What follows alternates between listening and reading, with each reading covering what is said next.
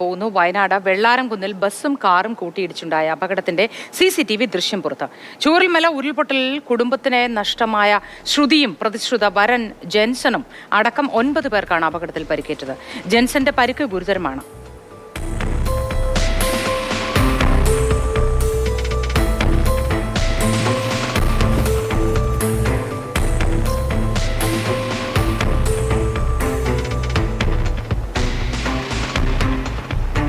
കൂടുതൽ വിവരങ്ങളുമായി കമൽ ചേരുന്നു. കമൽ, എവിടെ നിന്ന് എങ്ങോട്ടേക്കാണ് വാഹനം വന്നത്? ഇവരുടെ ഈ ഗുരുതരമായ നില ഉണ്ട് എന്ന് പറയുന്നു. ആരോഗ്യനില മറ്റുള്ളവരുടെ എല്ലാവരുടെയും എങ്ങനെയുണ്ട് ഇപ്പോൾ?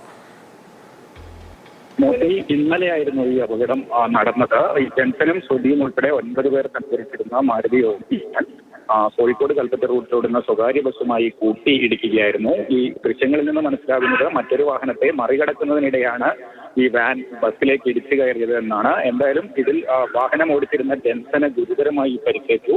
ജെൻസന്റെ ആരോഗ്യനില അല്പം ആശങ്കയിലാണ്. മേപ്പാടി മൂപ്പൻസ് മെഡിക്കൽ കോളേജ് ആശുപത്രിയിൽ വെന്റിലേറ്ററിലാണ് നിലവിൽ ജെൻസനുള്ളത്. ശ്രുതി ഉൾപ്പെടെ മറ്റുള്ളവരുടെ പരിക്ക് ഗുരുതരമല്ല.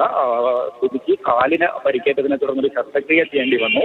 അവരെല്ലാം കൽപ്പറ്റയിലെ സ്വകാര്യ ആശുപത്രിയിലാണുള്ളത്. പക്ഷേ ജെൻസന്റെ ആരോഗ്യനിലയിൽ മാത്രമാണ് ഇപ്പോൾ ആശങ്കയുള്ളത്. ശരി,